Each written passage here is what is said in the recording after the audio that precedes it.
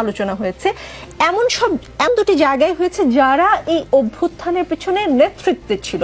কাজে তাদের নাগরিক ধারণা এই রাষ্ট্র যে তার, সে এখনো শিখতে পারেনি, এটাকে মেনে নিতে বলেন? একদম একদম মেনে নেওয়ার মতো। আপনি একই সাথে তো যৌথ বাহিনীর গুলিতে 3 জন মানুষ মারা গেছে গত কয়েকদিনে, বিএনপি নেতারাও আছে, বাবুল ভাই বলতে পারবে। সেটা নিয়ে আপনি আশ্চর্য হন নাই কেন? আমরা নাগরিক সমাজে আশ্চর্য হয় নাই কেন?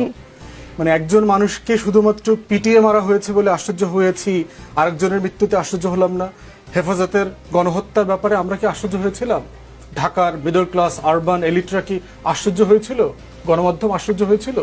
2 লক্ষ বুলেট ছোড়া হয়েছে 2.5 ঘন্টার মধ্যে, সারা বাংলাদেশকে ব্ল্যাক আউট করে দিয়ে মতিঝিল শাপলা চত্বর।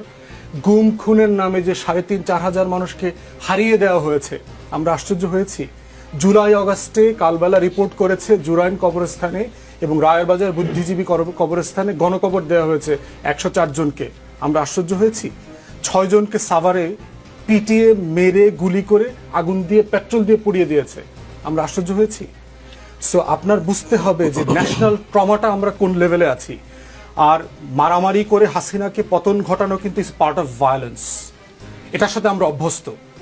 অতএব একটা ট্রমা দিয়ে আমরা আর একটা ট্রমাকে ফেস করেছি, ভাঙাটা সহজ, সাডেনলি ভদ্র হয়ে যাওয়াটা অনেক কঠিন।